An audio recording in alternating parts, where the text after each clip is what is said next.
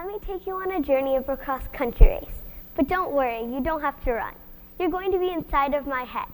As you're listening, make sure to think about how these parts relate to life and how these sections can teach you lessons. Now, let's start racing. Before the start of every race, I always think about the weirdest things, like, what if I need to go to the bathroom halfway through? Or, are my shoes tied tight enough? It must be the nerves, because I always have butterflies in my stomach when I'm waiting on the starting line. Oh, here we go, he's racing the gun. Really? A gun? Couldn't it just be a horn or something? A gun just seems so violent. Immediately, my legs kick off like a bullet.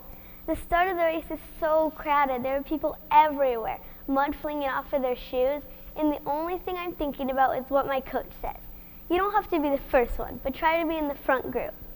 Now that I'm racing, I'm not nervous at all, because I know that I put 110% effort into practice and preparation.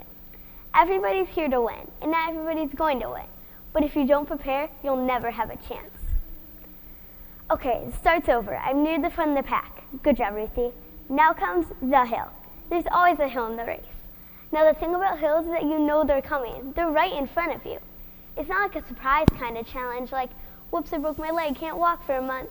No, a hill is something that you get to think about before taking it on. Something that you know you have to do, but it's still hard, and you can't avoid it. Now the trick is to think positively, don't doubt yourself, and work hard all the way to the top. Because once you start the downhill run, it's all worth it. Now the race isn't exactly over yet, but running downhill is like a hot knife through butter. The wind is blowing through your hair, your legs are on autopilot, and you have the satisfaction that the challenge, the hill, is behind you. Whew, that was tough. I know I'm supposed to keep my focus on the race, but seriously, look at that view. It's beautiful with the sun shining in the trees, and there's a bright red cardinal sitting right there. This is the part of the race where I like to look around a bit. Sometimes you have to realize where you are and how beautiful your surroundings are. Okay, that was enough looking around. This is a race after all. I can't catch up to her. I'm hot, I'm sweaty, and I feel like I can't get enough air. Maybe I'm not going to finish this race. Maybe I didn't practice enough. Maybe the girl in front of me practiced more than I did. My mind is racing and I feel like I'm slowing down. But just then I hear, "Go, Ruthie, come on, Ruthie, you can do it, push harder." It was my family cheering me on. Sometimes when you're losing confidence, all you need is a little motivation from your family and friends.